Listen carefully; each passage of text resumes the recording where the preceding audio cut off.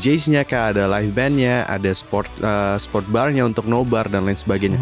Itu kan sesuatu yang kalau setiap hari kita harus dealing with it, itu burn out ini. Kalau manusia ini burn out, pasti ada titiknya di situ, merasa overwhelmed gitu. Apalagi ya tren baru.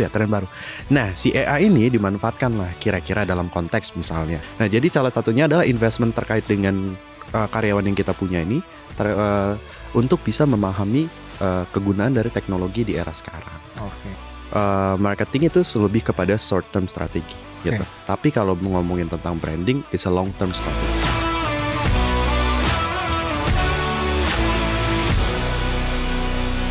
Halo Smart Viewers, selamat datang di Good Talk di Binus TV sebagai digital content creator kampus pertama di Indonesia. Smart Viewers, di era digital seperti sekarang ini nih, semuanya tuh mengalami perkembangan dan juga digitalisasi.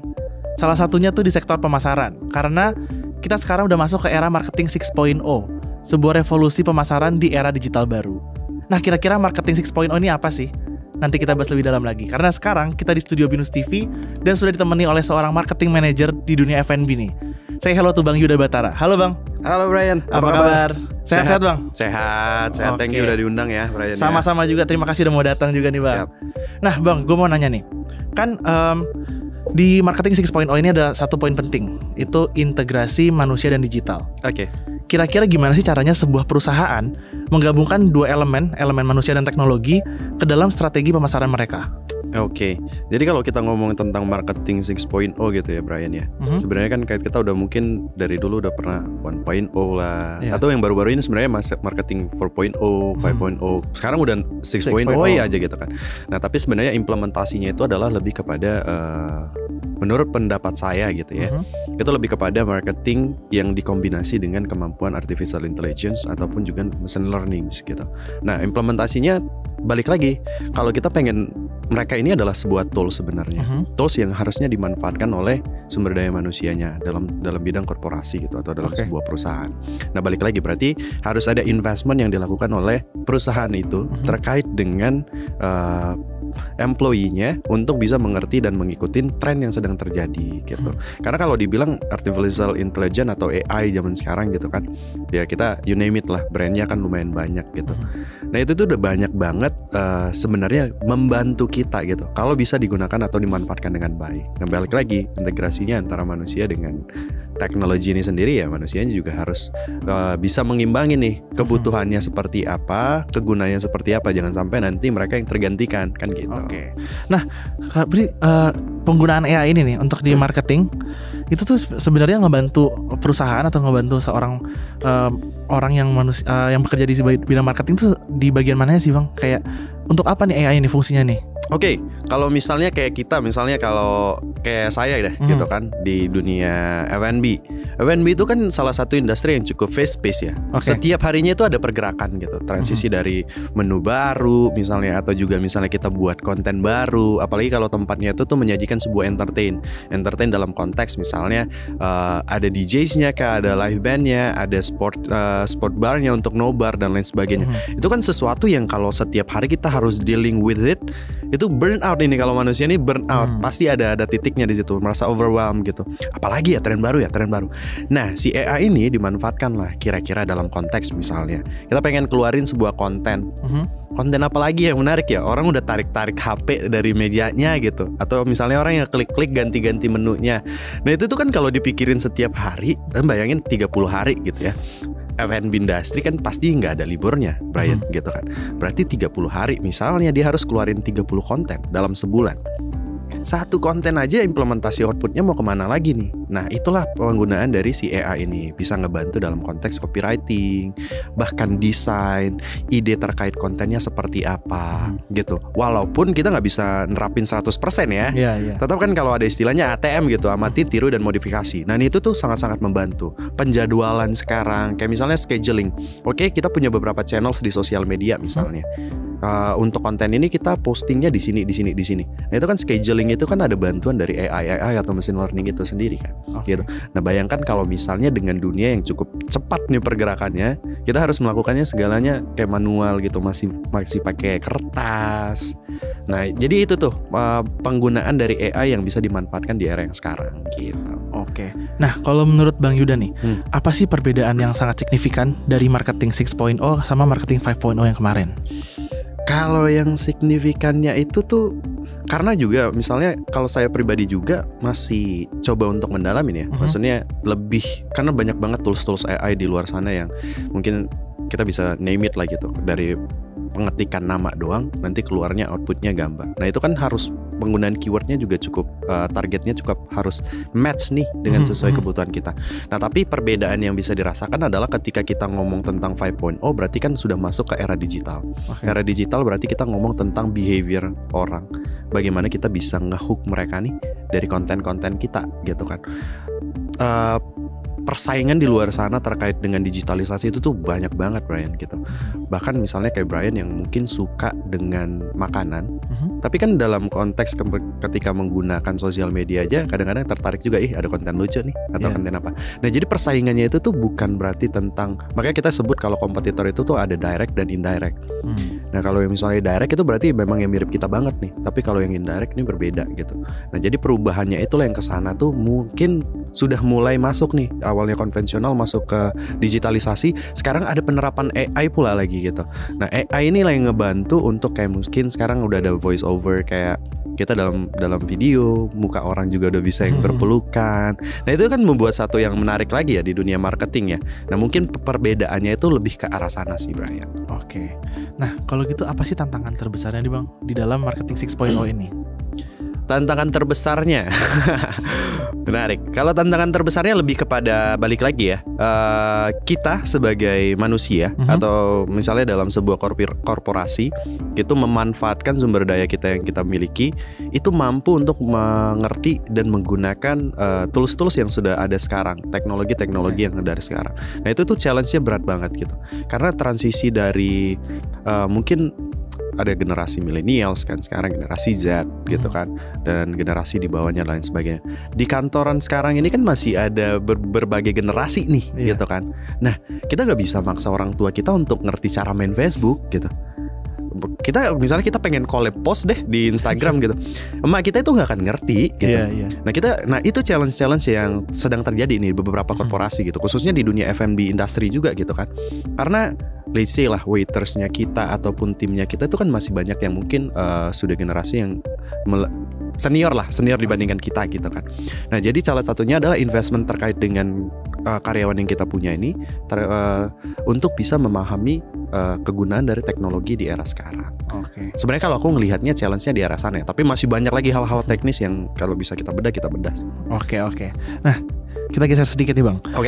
Kan di salah satu poin penting di marketing 6.0 ini nih.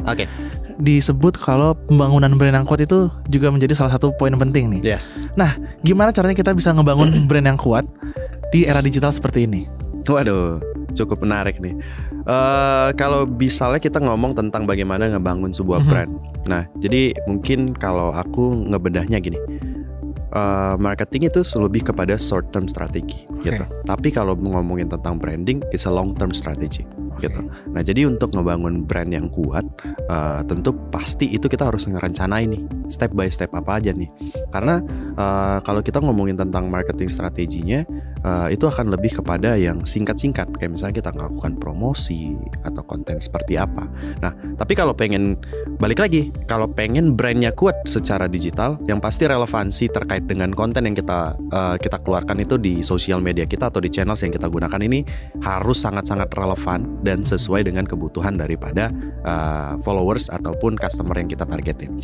Contohnya misalnya kalau kamu sedang ngebangun let's say Go Talk gitu, tapi kamu malah ngebahasnya otomotif mobil.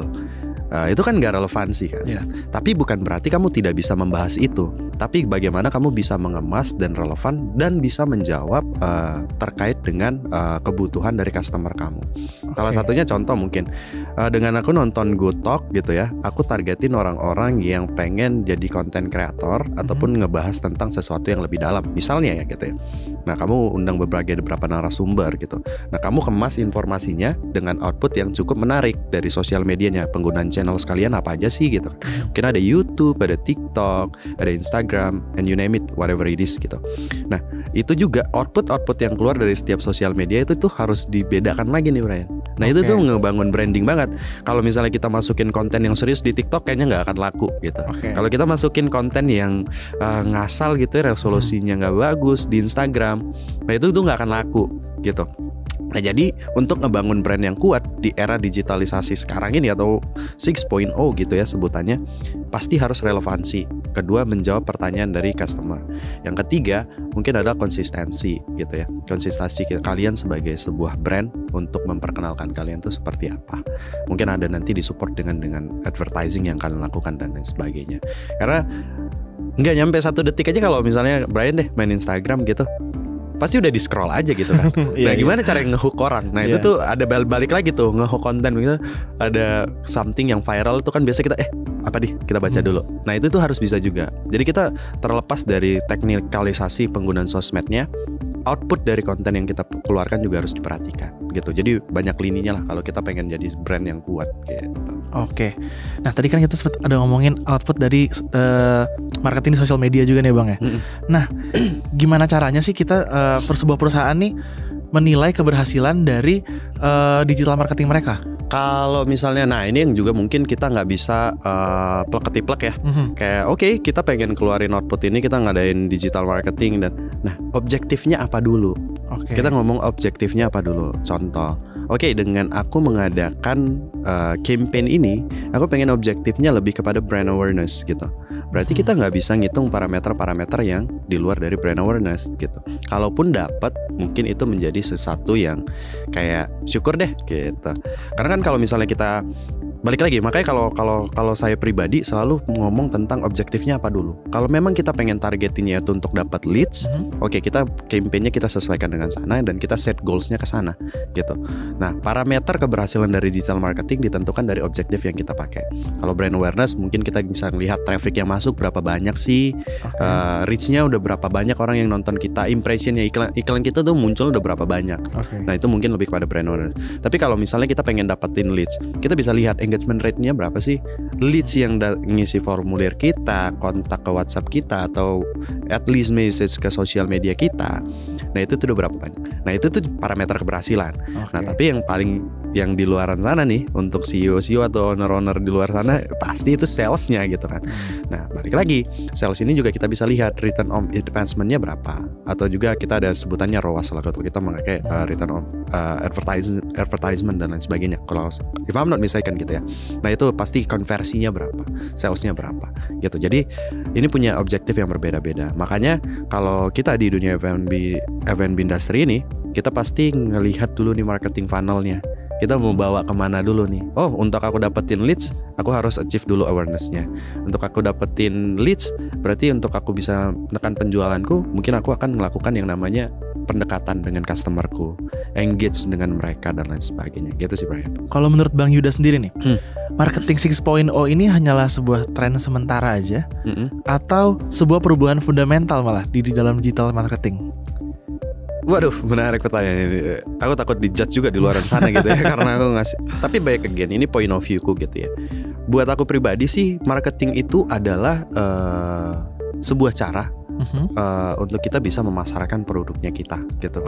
Nah, tapi kalau dibilang marketing 6.0 ini sebagai sebuah tren, pasti ini sedang trennya lagi hype banget gitu di luaran sana. Penggunaan AI, pemanfaatan AI. Gak usah gitu deh, banyak orang sekarang nyontek atau ngerjain tugasnya pakai AI, ChatGPT, right? Gitu kan. Nah, hal kalau kita nggak bisa ngikutin itu, karena kita akan tertinggal gitu.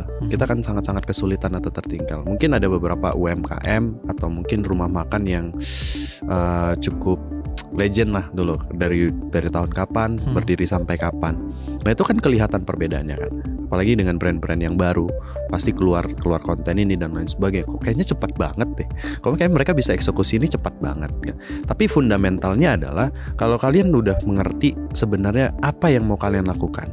Basic dari marketing itu adalah interaksi antara pelanggan dan penjual. Gitu. Nah sekarang kan kita mau translate-nya itu ke digital gitu. Gimana kita bisa ngelihat perubahan sikap atau behavior seseorang di digital, di Instagram lah kita bisa bilang. Instagram aja sekarang ada second account, third account gitu kan.